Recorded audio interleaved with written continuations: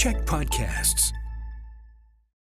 The Bread and Butter Collective is a collection of hospitality professionals working together to help strengthen our industry to build strong culture, community, and sustainability. I'm Kalen McNeil. And I'm Sam Jones. And this is the Bread and Butter Podcast.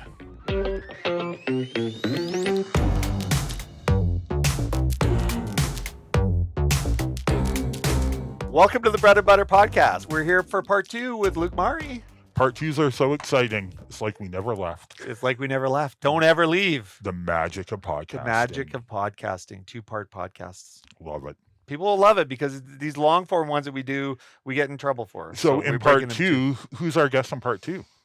That's Luke Murray. Oh, that's why it's part 2. Yes. Oh my God. Thank God you Still showed back here. up. Yeah, you're still here. Have you left? Actually, never left yet. I was just standing in the corner. Kaylin walked right by me. You really did. Again, even for part 2, I knew you were here. I'm going to lead us. What can I say? Oh, well, can't wait for this conversation. Thanks for be joining. good. Thanks for joining. We did this joke because people were so I mad. remember that. People were so mad about Culver Point getting half of it closed off to cars. Oh, yeah. And so we did a Photoshop rendering of a parkade, like an 8-story car parkade on it. I said, fixed it.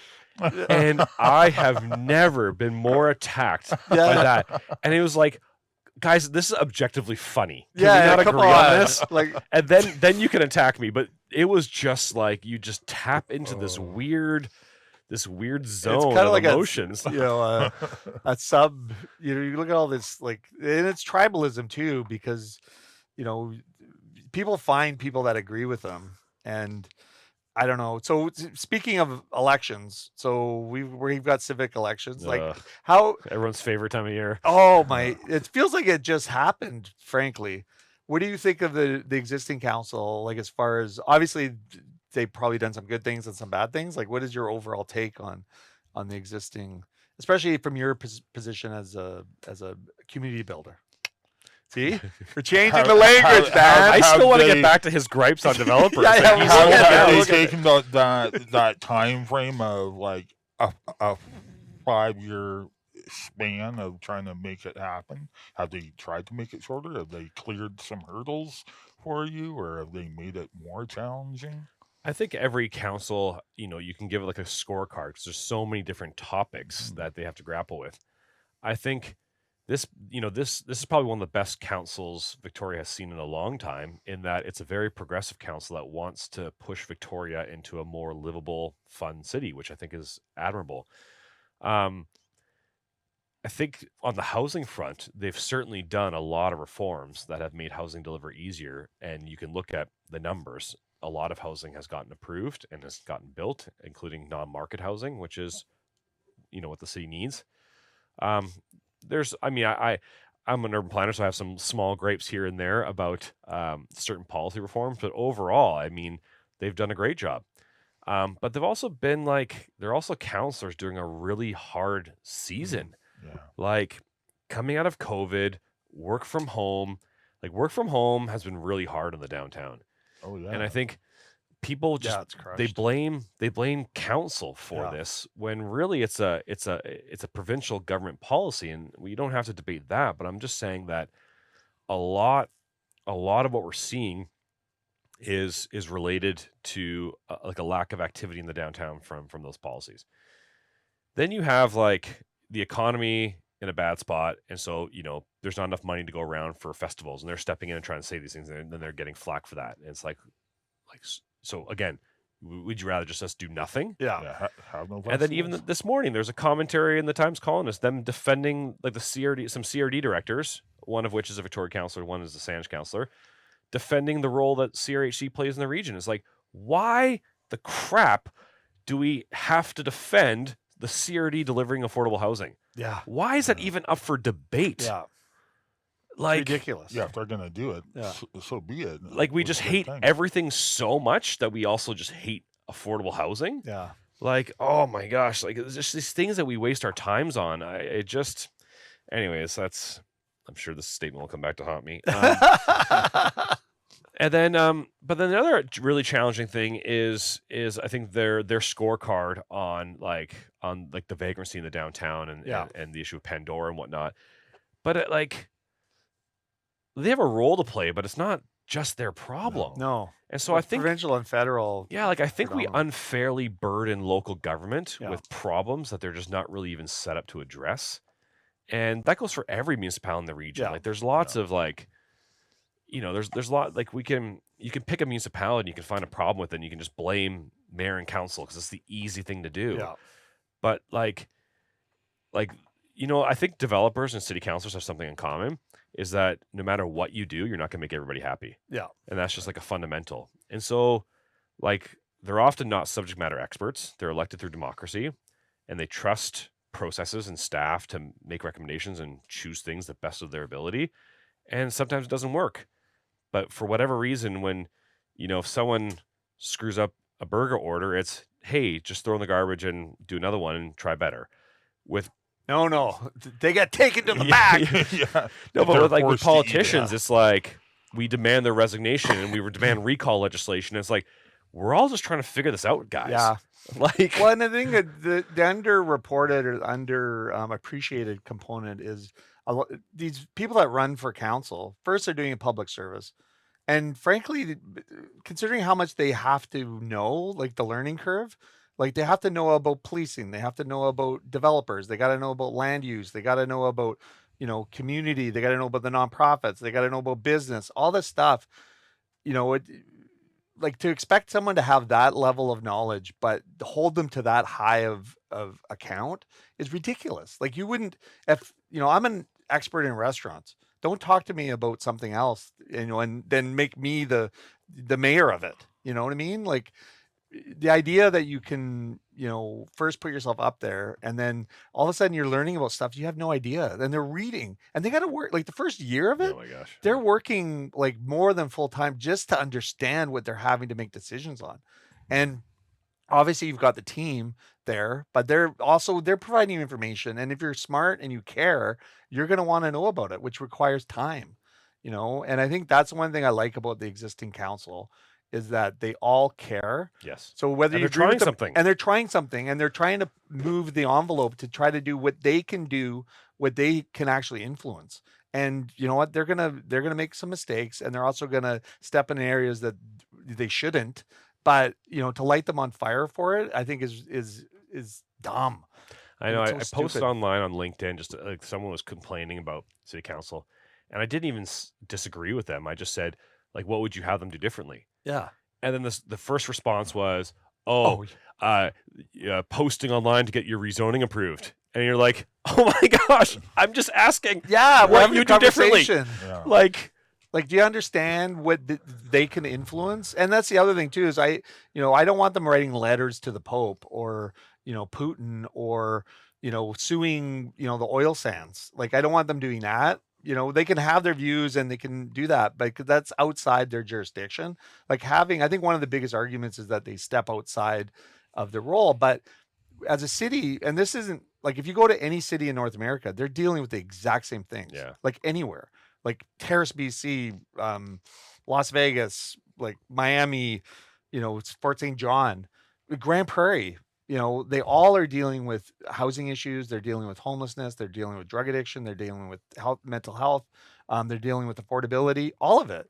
So why are we deciding to burn our city down over it when this is like a very global, I would say, Western civilization, I would say. I mean, Europe is dealing with their own stuff too, but I think North America with the opioid crisis, and that is a little bit unique. But why are we not supporting each other, coming up with the best ideas? Well, because it's such a big, all-encompassing problem. It doesn't feel like It's we have any paralyzing. control, right? Yeah. Like it doesn't feel like we can do anything. And when we have our provincial government and our federal government taking all our tax money and maybe not spending it the way we want to, and it seems like the solution should be obvious, but it's not. And it's like beating your head against the wall. It's frustrating, and people need to lash out, I guess, and they feel like they need to have their opinion heard because otherwise Why they they're feel not powerless. being heard. Yeah. And they don't have power over the situation. And they don't see it improving. but like, yeah, I mean, like the downtown problem. It's like I would love to talk to people that are running for council. Like, what would you do differently? Yeah. That you're trying to punt these guys out Yeah. on the grounds of community safety. What would you do differently? Oh, I'd hire more bylaw and more police. Okay, they did that. I'd increase, the budget. Yeah, okay, they did that. I would hold a stakeholder meeting to come up with a plan on how we can work together to. Okay, they did that, and so it's like, what are the things? Because Yeah. if you have some unique idea that no one's heard, have you tried expressing it Yeah. and then advocating for it instead of just, oh, they're not doing what I like, we need to vote them all out. Like, again, it's democracy. If they all get voted out, that's what democracy has chosen. No problems with that.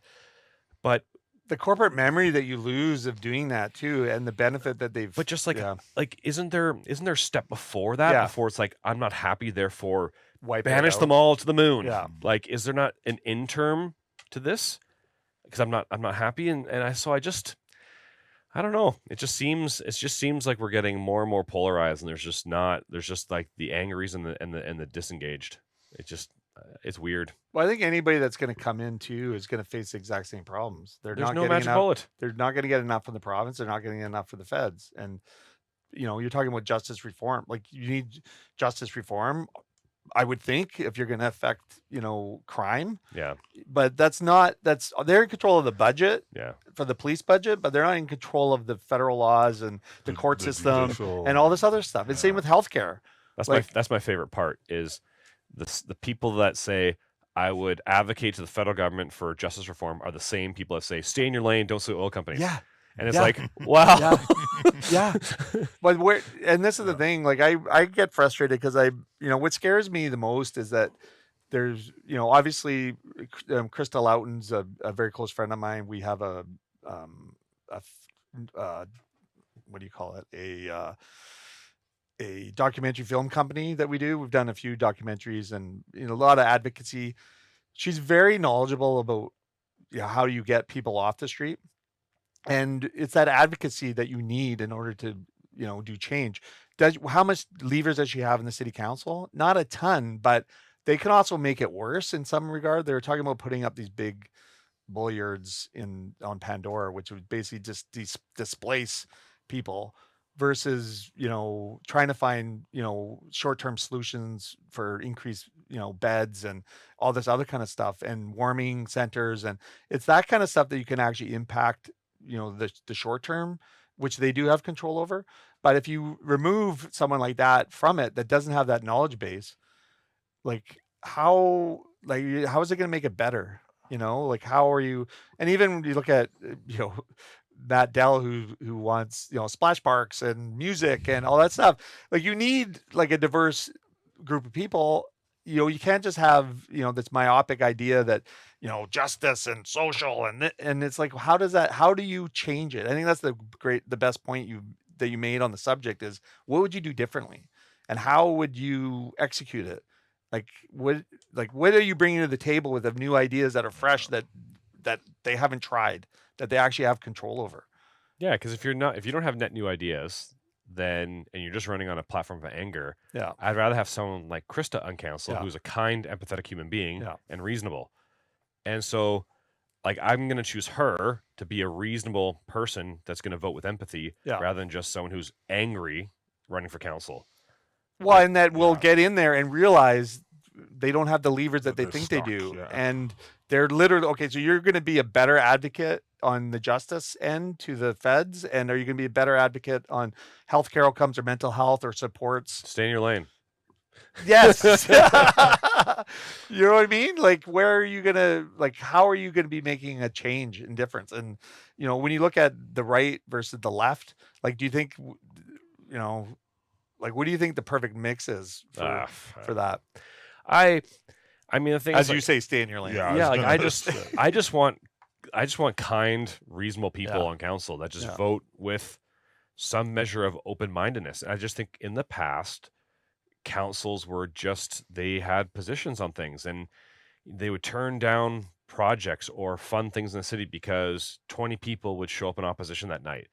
And it's like, okay, our city has, 93,000 residents, 40 people showed up in opposition and, 93,960 people abstained from the vote. Yeah. But I'm going to go with the 20. And it's like, this is not how we make decisions, Yeah. guys. It can't be this way. Like, is this reasonable? Is it good for the city? Like, make decisions on those grounds, not just on how many potential, voters show up Yeah, I mean to a that's single issue thing. Yeah, I think that is one of the things. Like when you say and I would probably agree with you. This is probably one of the better councils that we've had in probably the last 10 years as far as working together, solving some tough issues. Would you be happy if they all just got reelected and stayed in? I think they're all running again. Are they not? I don't know. I think Yeah. some have announced, but yeah, I mean, as a resident of Victoria, like, I think they've done a good job overall. I mean, my property taxes obviously went up this year, but then you even Yeah. look at that as a function of the rest of the region. It's like middle of the pack. Yeah. So like Yeah, you could gaslight it and say it's gone up X percent. Yeah, when but you it's look like at the everyone's region, gone yeah, up. Yeah. And so like I like bike lanes because I bike around with my 3 kids. So like that as a resident, How many not tires I've lost in the bike lanes? I On guess the it's my own curb, part. Yeah. but I got here 3 in the last 6 months. Really? I got here Oh early my today God. because I used the new Douglas Street bike lanes. I was expecting it to take way longer to get here, and it's just like in your To car? Zoom. no, yeah, exactly, No, my motorbike. yeah. But like so, like these are the like they're also voting on things that align with what I would love to see in our city, which Yeah. is like good parks, arts and culture. Like I can't even believe that Crystal Pool was a debate. Like how could Yeah. you not want a freaking rec center? Like these are generational decisions. Like Yeah. why is this? And fortunately, the referendum was a smashing success. So it is what it is. But so I mean, yeah, they're voting in alignment with what I want for a city. So like, yeah, like I hope that we have some continuity of this council into the future. Yeah, I mean, I think that's for me too. And again, it's this changing everything every 4 years, and then you got the learning curve. I know this council, like, because there was a lot of new members this last time. Oh, there's so many vacant seats. I mean, there's Yeah. like one carryover, the Yeah, mayor. one Oh. carry over the mayor. So the first year, they're just learning the ropes. So you lose that entire year. So they're going to wipe out that again, and then what? Then what? And again, whatever the new ideas, and Then what are we're you gonna going to be be doing differently? behind and- Yeah, it's just But this even yo-yo. past councils, I understood some of the hot topics that they voted for or Yeah. against. I don't like Centennial Square is probably like the most controversial vote of this council, and it's like, is that really Yeah. one tree? Yeah, That's that's our complaint. Yeah. Is whether or not some tree that staff have said isn't even healthy. That's yeah, what that's we're, actually that's yeah, what we're gonna hang our hat on. Is Yeah. this yeah. when we have much bigger problems in the world? Like so again, I don't really.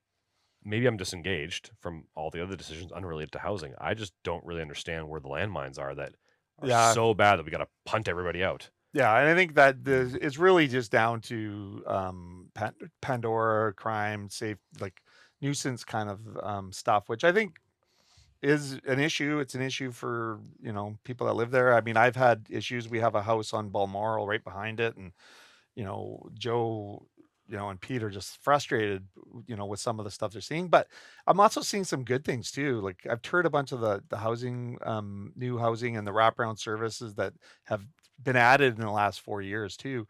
And some of those projects started before this council, but we've seen people getting help.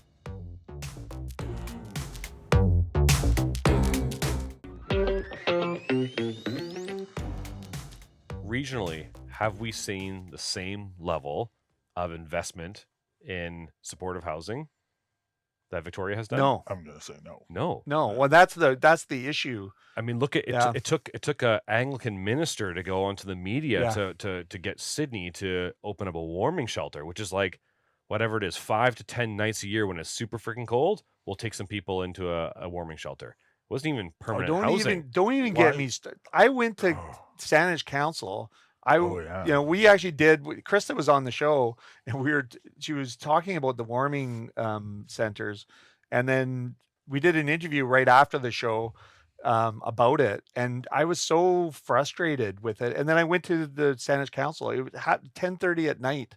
By the time it was me and the fire chief and the police chief and the city councilors, and I'm probably gonna get in trouble for saying this, but it was very frustrating because what are we talking about here? We're literally talking about 5 to 10 days of the year, and some of the counselors, when everybody had their 3 minutes, and they're like, I want to give praise to the police chief and the fire for their public service and what they're doing, and who's talking about that? That's not even the issue. The issue is, facilitating what they already should be doing in the space that they have. Like, just why are we talking about their job? Like, this is not about their job. I think they're doing great. It's a tough job, all of that stuff. But we're here to talk about doing a warming center so that people living on the street don't suffer more. Like, and to their credit, they did a bunch of stuff. But why is this so frustrating? Why is it a debate? Why are we even having the discussion? Like, it should just be automatic. Yeah, why are we shipping people from Saanich to downtown Victoria, which is already at capacity or above capacity? And why are we creating these shelters that have barriers? Like, why do you have to be sober, or, like, why are these barriers there? They should be enough beds for people to stay warm and not die on the street, right? Like, it's so dumb. I remember when we did Tiny Town. I remember, God, yes. like, I called, so, like, a lot of developers like to call themselves home builders, because then it's just like, it's an easier, title than the big bad developer.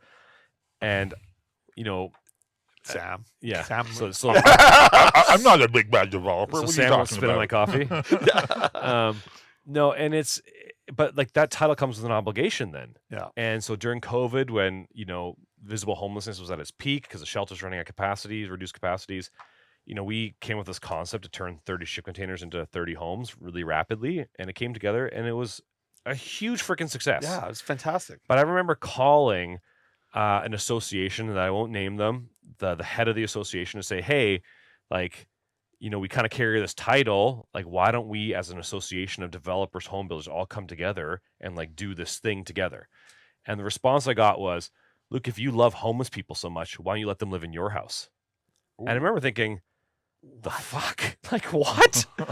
This isn't about me. Like, because the reaction was, oh, it's a marketing ploy for your benefit. Yeah, and I'm just like, guys, like, why can't you want to run a successful business and also want to do good? But like, what happened to like clothing the poor and feeding the orphans and widows, like the core tenements of a civilized society? What happened just like taking care of each other? Yeah. And like, I know some people are harder to care of than others, and we don't have all the answers, but like, there's some pretty easy things that we can do. And to me, like, warming shelters are like, that's step one. That's like, it's not even, shouldn't be a step. No, it shouldn't be. Like, it should be there's just built apes, in. and then there's warming shelters. Yeah. Like, it's just so I have a hard time with some of this stuff where it's like, this shouldn't be hard. These decisions shouldn't be political. And in some ways, this will really come back to bite me, I'm sure, is residents that are frustrated by Pandora, which they're rightly to be so. Yeah. In some ways, in a weird sense, should be not like proud, but just like, it's somewhat evidence that you have a city council that has some empathy, that's trying to make something work, because they've been saying yes to the shelters and the services, and maybe too much yes. Yeah. And so it's all concentrated, and not as much, guys, we need to share the load, but like, no one else is doing anything. Yeah. Or very limited, I should say. And so Pandora is almost, it's a visual representation of like trying something and not working, and then obviously the solutions are quite hard to resolve from there, and it needed action years ago, but it has not been a collective lift of the region. It's been all in Victoria Shelter. Well, and shoulders. The work that it takes, and I've had, my experience with it is small compared to what they have to deal with and the struggles and challenges. But when you have to then go and advocate for your neighbors to help, when Oak Bay decides that they're going to just shutter a lodge facility during COVID, when they actually could have used it and it made a really big impact on the unhoused, and they just, nope, we're not going to do it. And it just sat there empty. And it's maddening, because it's like, okay, well then now we're still going to throw rocks at the Victoria City Council that are like at capacity, and now they're having to go advocate with neighboring municipalities just to do the minimum. Like this is the thing that frustrates me the most, and I think it's probably underappreciated by the community because this is what they have to deal with. They're trying to do the best they can with what they have, and they're moving the deck chairs a little bit. But if they're not doing that, then nobody's doing anything. It's frustrating. God damn it. And with all the empty office space downtown, you would think there'd be something that could be Oh, now, but dude, now you're going to get into the landowners and these rich guys who sit in these office spaces that can be empty. They don't ever need to do anything. But isn't that the province that is? Oh, you're talking about there's federal buildings and there's provincial buildings. The provincial ones that are almost empty right now. Yeah, but then there's liability. It's also Victoria doing more. But yeah, and then there's Victoria even more. Okay, can Victoria Council increase the tax rate on empty office space? And would that be a way to encourage more employees back downtown? I don't think they can have a special rate. No, because it's empty. provincially regulated. Well, no, they could have a different rate for office versus commercial versus residential. Okay. But you can't have like an empty tax. No. An abandonment tax? I don't think so. I think it's provincially, like their municipalities are controlled by provincial legislation, Right. so it has to be balanced. So they don't have, like, Victoria's suffering a problem. I think they could probably carve out some stuff, but it's not like New York where, Mandami's like, oh, we're gonna do this and this and this, and everybody's like, oh, I think it's awesome to watch, but we're different here. Like the way to do it is, if it's empty, would be for the city to rezone it for much, much more density to increase the value of the property, so the property taxes go up astronomically. That's the hack. Okay, as we're wrapping up, Luke, great discussion. Obviously, some of the stuff that we talk about is very meaty, and there isn't a lot of quick, easy fixes. We like to think of quick, easy fixes. What do you share with us some of your, let's leave it on an optimistic note, on a high note. What are you working on that you're excited about? What partnerships you're working on that are it's 90 seconds. What is your vision? What are you happy about? What are you excited about? Yeah, I mean, the economy is strained. Affordability is hard. We want a high note, bro. Yeah, well, I think, it's coming. It's coming. Yeah. Sorry, continue on. You still have your section of why you hate me. Yeah. Not you, just your type. Yeah. Overweight Italian dads. Yeah.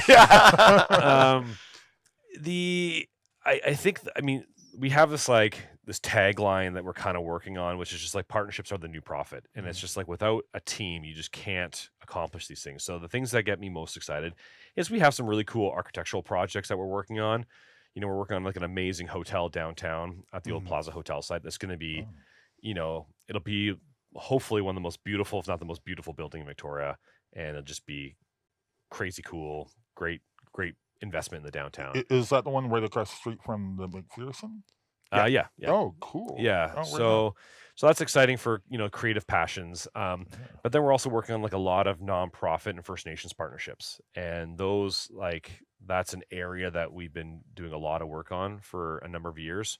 We're working with Patchy out in Port Renfrew to do a whole master plan for a lot of hospitality and vacation destination development. So cabins and hotels and cool things for their kind of economic self-determination. We recently announced that project in Oak Bay on Beach Drive, which is a partnership with the Song East First Nation. So that's them starting to do economic development off reserve, which is super cool. And so we're very humbled to be a part of that story for them. And there's some other partnerships that we'll be bringing forward in the near future. And then I would say the final thing that's really exciting, in addition to other projects, is the First Met Church redevelopment on Balmoral, is with the United Church. Right by. Yeah, we look at it. Yeah, that. That is just such a great partnership between us, an arts and culture institution, the church, just taking a beautiful building that's just kind of not being utilized and renovating it and rejuvenating into something iconic for the arts and culture space, doing some affordable housing and market rate housing in the back. That project is, to me, is just what would hopefully be kind of the gold standard of like a blast radius in a neighborhood, which is just like a great investment that just has these benefits that are citywide. So those are the things that are super exciting. Wow. You know what? Now That's pretty interesting. And more swim docks. and more swim docks. Swim docks. Well, what are we going to do with the Good City project? We need to find another thing to. Yeah, so I Stick mean, the we teeth had in. plans to do another swim dock this Yeah. year, but BC Hydro is doing a big cable replacement in the bay, Oh, and so all right. docks are having to come out for that. So it's just kind of delayed us for a year, and then working on a Bike City. Its location is undisclosed at this moment in time, but it's like it's taking an underutilized green space and turning it into a learning training ground for kids on bikes. So it's like it's a mini city. So that's traffic lights, stop Oh. signs, roundabouts, crosswalks, cars with like fake doors that swing out so the kids know to avoid it. And the whole concept is to train kids on cycle safety. So it's creating a little mini bike city for them. And so working on the community consultation around that. And Do you have a spot for it? we do have a spot. Is it Is secret? it in? It is secret. Okay. I think I might know where it is. You can't I say thi- it. You can't say it. Okay. I just said it's secret. Well, I know it's secret. I was just thinking, oh, I think I've been involved in some of these discussions, and I'm like, wait a minute, I gotta Yeah. be. I'm the biggest leak at anything, man. Like my wife says it. Don't tell Kayla. Don't tell Because Caleb I just nothing. start talking, and all of a sudden I'm like, wait a minute, I shouldn't have probably said that. Because this will be the one time I don't do that. But that's Wow, exciting. nice. I mean, So exciting. the beauty of it is, like, the fun part of it is, we're gonna make a two-parter of this show, by the way. So like we're gonna wrap up, but we're gonna split it into part 1 and part 2, like we did with Andrew Wilkinson. Because you know what? If it's good enough for Andrew, it's got to be good enough for Good Luke. enough. But hey, on the corporation and Bike City thing, Yeah. it's an amazing investment in the city that I'm sure people won't like, but there's going to be a gazillion people that freaking love it. Yeah. But that is being 100% funded by like business owner friends of mine. Yeah. Huh. And a big corporation that has a charity. Like, it's companies that are, and this bill is going to be like $1 million. And like, it took like 8 text messages to fundraise this because Yeah. people were so excited about the concept. Huh. Yeah. So if and when this does happen, I think there's a whole story that needs to be told on just regular Victoria business owners Yeah. investing for kids bike safety in the future. Well, and the that's thing, but really like those investments, the payoffs, and I guess, you know, the payoffs of those types of investment are multiplied. You know, you get the 10x. I read this book, I talked about it before, is the 10 Best Things First by Bjorn Lomborg. And he talks about like how you like feeding kids, school lunches, education, like all this like basic kind of stuff, like mosquito nets. And then the economic impact of that, when you look at, oh, we can't afford it. It's like, you really can't afford not to. Yeah. Like when you look at the investment in Bike City, like the payoffs for our community 10, 15 years down the road with having this facility there is like tenfold. Less people get injured. There's more biking infrastructure. There's more people biking. There's people biking safer. This is how you build communities. You just keep going. Yeah. You just keep doing what you believe in and keep going. Well, that's Don't the listen beauty to of it. the And online. realizing there's so many people that are like-minded. I think we're in a unique spot. The people that I talk to, the people that come up to me in the streets, we just had the Cook Street Village Block Party, and even ones that I know don't agree with me on a bunch of my ideas, thank me for doing what I'm doing as far as what we're doing in the community. There's probably 30 or 40 other people that are doing it in their own way as well. And I think that's unique to our area. I don't know. I like to think it's unique to our area. Yeah. But I don't know. Do you think that's a true statement? Do you think we're a bit of a unicorn, or? Who knows? Yeah. I'm sure there's. I think one thing I learned through fundraising, like for Tiny Town and Yeah. things like that, is there was a ton of discrete donations that came in. Yeah. And from people that you'd never guess. Like, we had a big donation come in from a group that was just like, hey, this was our holiday money for this year, and we're going to forego it to help these homes get built. Yeah, it's amazing. Like, Wow, that's amazing. beautiful. and Yeah. names are nowhere on any signs, Yeah. nothing. Just that was an email I got, and so I think there's lots of those people. But before we go, I want you to go on record and commit when you're going to bring chicken wings back. Chicken wings. There's a big chicken wing festival coming up. You've been promising me chicken wings for years. Our chicken wings. Listen, I will bring chicken wings back. We'll start with a special. And it's funny because I met with and because they said Tartan Took, the guy who owns Tartan Took, and he was like frustrated with, because chicken wings, it's so hard to do chicken wings because people expect them cheap. And when you're buying them cheap, then you got to source them cheap, and then the inconsistency. So some are big, and then next week your they'll be COVID, small. your COVID wings, whatever you did during I know, COVID, those the chicken COVID. wings. I know, but there was probably an abundance of chicken wings. Now this is what the council has to deal with, is people don't understand what's involved in I want together. you to lose money with your business to satisfy my chicken wing need. Exactly. The chaos I'll create by just saying, "Oh, okay, guys, why don't you just put chicken wings on?" And then the power I have to do it, I could just make it happen like in a week, and then everybody will be like, "I want to quit. Kalen sucks." And then just sit back and watch the Yeah, chaos but I'll make unfold, Luke happy. And Victoria unemployment rises because one loser developer wanted chicken wings on a podcast. Exactly. And charities This is the around problem with society Southern right now. Yeah, and all the charities would be go under. That's it. And it'd be like, man, he wanted chicken wings. How did it all end for you, Caleb? And you didn't even really like them once you got them either, did you? I've eaten a lot of Big Wheel. Yeah. I live close to a Big Wheel. I have 3 children. I eat so much Big Wheel. Nice. Big Will thanks you Oh my gosh. for the support. And it's funny, you talk about developers and people, oh, he's making money, I'm like, I ain't getting rich doing this, but I'm having a lot of fun. Yeah. And where the richness comes, and this is the profit piece that you talk about. Vaca burgers. Well, oh, sorry. You meant something else. Continue. No, yeah, Vaca burgers. It's those partnerships, the community building that can come from it. I mean, food is one of the best places to have conversation and share ideas and all that kind of stuff. And who doesn't love a Vaca burger, really? Like, truthfully.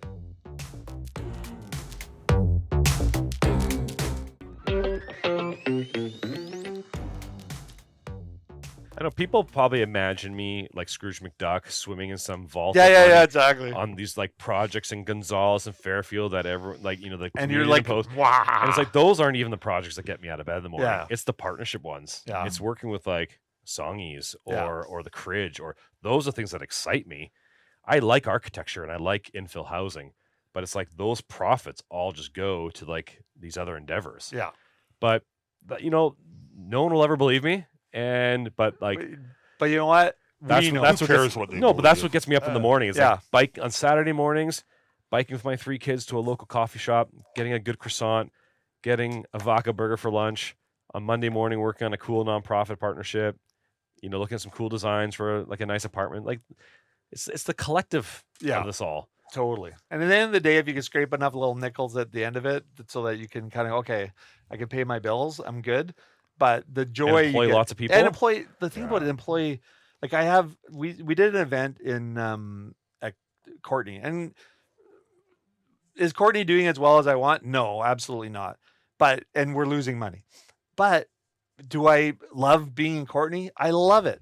I used to drywall in Courtney in the summers when I was in college. The people, there's so many awesome people up there. There's so much to do up there, and I don't care. I'm going to stay in court. That will be the last location. But we did this charity event for the hospice up there, and we got slammed like for 4 hours. We were just like, and the team up there that are used to doing like a quarter of that business, like down here, this is kind of how busy we would be down here. But up there, they had smiles on their faces.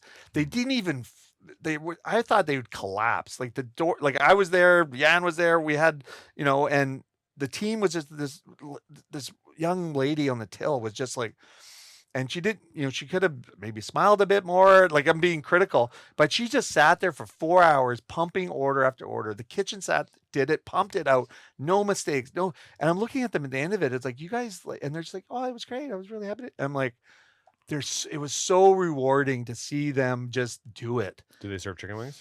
We don't have chicken. They don't have chicken. Yeah, we have chicken wings up there, actually. Yes, they do. Bring your whole team to Courtney and bring the chicken wings up there.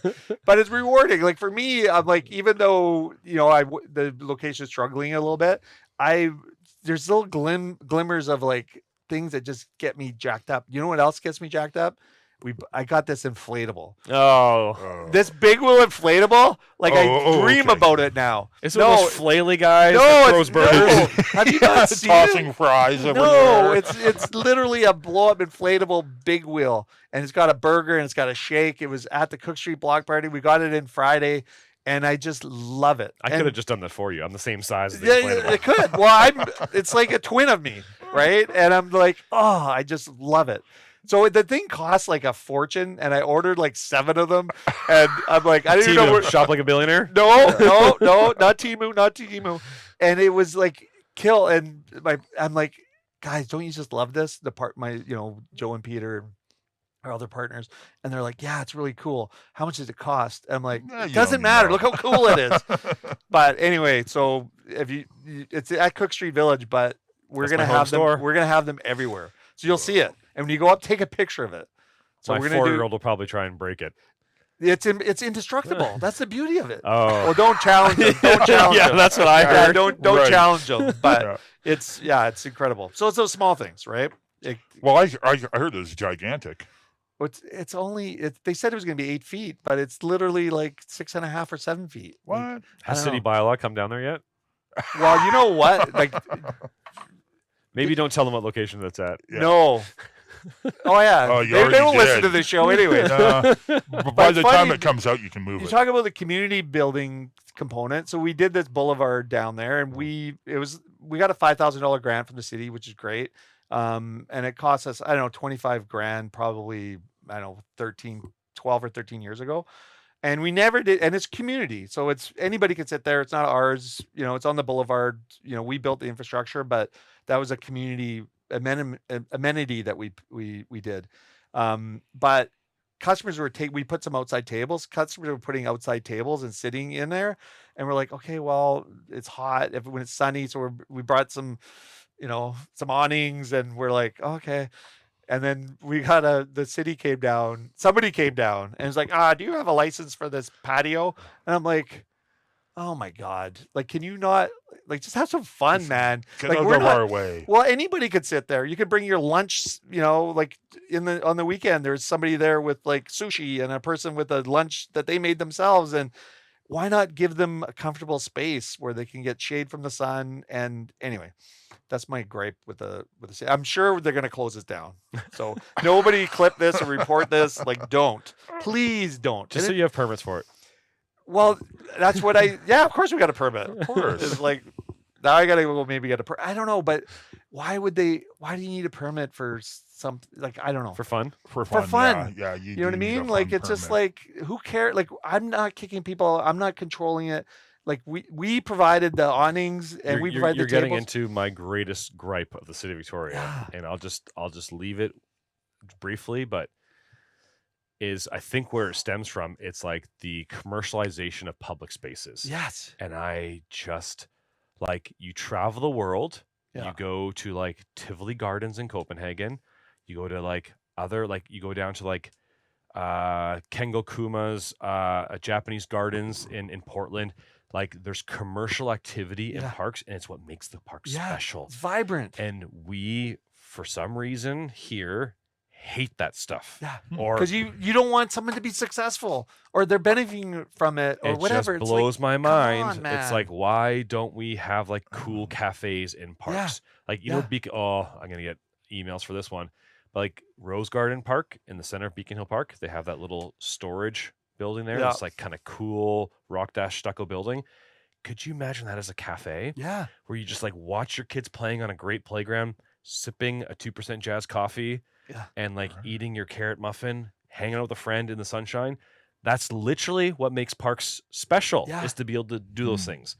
But We regulate ourselves out we of regulate fun. ourselves out as you can't Yeah. serve an ice cream cone in a park, Yeah. because then a private enterprise is benefiting from a public asset. And it's like, you know what? Me eating the freaking ice cream cone, I'm benefiting Yeah, from exactly. this. And I'm enjoying it. Like, Yeah. who cares if they make Yeah. 5 cents off a freaking ice cream cone? Yeah. I'm eating freaking ice cream in a park. That's a win. I could see not having a big multinational Yeah, like a company in McDonald's there, or some like garbage McDonald's thing. and I get it. Mark, I get it. But But a having someone community, local, yeah, a local absolutely. community, and you put it up Yeah. to tender if you want to put it up to tender, whatever. Yeah. Make it fair, or just let people invest in stuff, and let them sell something. Like, who cares? You know the ice cream folks. They're wonderful people. They named it after their dog. Am I blanking on this? Yeah. I'm blanking too. They're like in Thrifties Yeah, now, and yeah. this is so embarrassing. Root cellar. Yes. Koala, or- They're like the little ice cream bars. Molly, if you're watching this, please don't be mad at me. You This- have great product. Yeah, I can't think of it They named it either. after their dog. They're a local run ice cream. Kid Sister, 49 Below. No. Kid Sister, man. They're palettas. They're lime and lemon palettas. Oh, yeah, they got new coffee ice cream. Anyways, they had a little ice cream bike thing, and then they used to park at Dallas Yes, Road and, yes, and yes. Cook I Street. can't think of the name either. Cold Comfort. No, No. Yeah, their there's so their many. stuff's Yeah, amazing. Cold Comfort's Yeah, awesome She's too. lovely. Like Yeah. they make such great stuff, but it's Yeah. just they just sell the little they like Yeah, it's a bar. It's like it's a little bar. It's yeah. like dipped in great ingredients Yeah. and super yummy. Their cookies and cream are my favorite. Nut free, which is good and for my kids. their name is, I can't think of their name either. Are we allowed to Google something while we're here? Yeah. Anyways, go ahead. so they set up on Dallas Road. You Yes. know how like Beacon Hill Park Yeah. runs to the water in that one section. Yeah. So it's like when you're walking on the sidewalk in front of like the high point with the flag, that's actually still Beacon Hill Park to the water. And they set up their little ice cream thing there, and they got a whole bunch of complaints because you're not allowed to do any commercial activity in Beacon Hill Park. So them sitting on a sidewalk selling ice cream bars violated some Yeah. 200-year-old trust or whatever, and they had to move. And it's like, oh my gosh, why? Well, in Victoria, if you have Hazel's Hazel's Oh, ice cream. Yes, Okay. Hazel's. Yeah. I remembered Molly. Yeah, you you did. remember. Kind of, sort of. Well, if you have like a cart that you're trying to make public, you can't park it anywhere. You can't attract attention to yourself. Like you can't have a bell No. and say ice cream, ice cream. But imagine can't you like do Banfield any of Dock in that, Vic West, summertime. It's got like Oh my God. thousands of people swimming in the ocean. You're down there just slinging iced coffees. right? What is the harm Yeah. in you, as a local business, employing local people, serving a local need of people needing an iced freaking coffee in the summertime? Yeah. Yeah. And if it supports multiple vendors, great. Like a lot of this stuff, it's very niche. Like you're not going to be a multimillionaire doing it, but you're going to make a little bit of money for yourself. You're going to provide a service that people love and enjoy, and you build community. Yeah. Like, I had a cold brew tricycle that I was gonna ride all around town and do deliveries with it and set up. I wasn't able to take it out once. I paid for my permitting, paid for everything. I just couldn't do it. There were too many restrictions. Even though I was able to get a permit to operate, there was nowhere to operate. yeah, you can. Yeah, You I couldn't couldn't put it put it anywhere. anywhere. Yeah. It's like, I know. so all that money, all the Okay, well, ideas, do that and bring it down to my little boulevard there. We'll get a little section. I gave it away to a friend up Ah. Island because they could use it up Oh, Island. well, then at there you go. least. If I ever ran for city council, which it would never happen, I'm going to go on record saying that. I wouldn't be the splash pad guy. I would be the coffee shops in the parks guy. Yeah, there That would I be like my that. entire campaign platform. I like it. I'd vote for you. It's never going to happen. Never, no, absolutely never. And it's never going to happen. Wow, for me with either. those words, you turned my whole opinion on developers on its head. Oh my God. He's not a developer. He's the coffee shop in the park guy. Yeah, that's right. That's right. He's a community builder guy. You know? Now you're an urban planner. You're a developer. Are you also the general contractor for your projects as Yeah. well? Yeah, we build our own stuff. Wow. So you got a real tight organization. Yeah, that we're you're totally operating. vertically integrated, Wow, and that's amazing.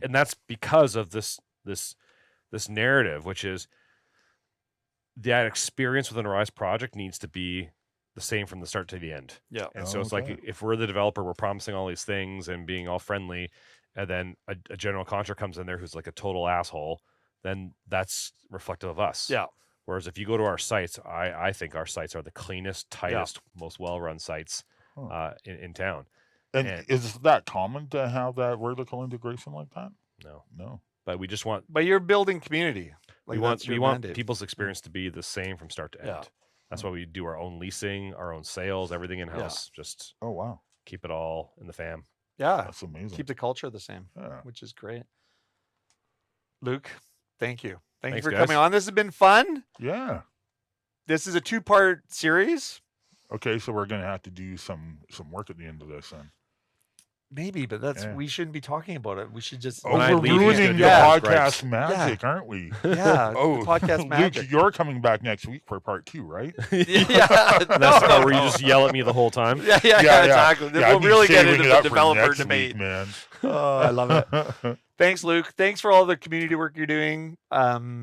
You're not a polarizing figure to me, and like me, we can take the punches because we believe in what we're doing.